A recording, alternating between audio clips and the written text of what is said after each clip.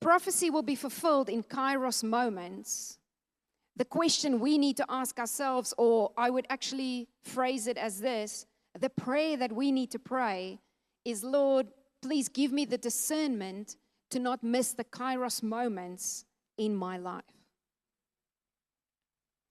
It's not an ordinary moment. It's when the window of opportunity is open and God is ready to move, God is ready to act within that window. These moments do not come frequently, but they do require of us spiritual alertness and discernment to recognize what is happening. To recognize when we need to act, when we need to step out in faith, when we need to move with the Lord.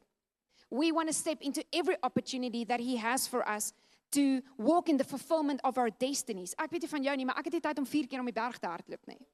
I want to get there the first time around. God is gracious, but I want the first time around. Amen? And practically that means we don't need to force relationships. We don't need to force connections. We don't need to force outcomes. If God gave the promise, He also owns the timeline.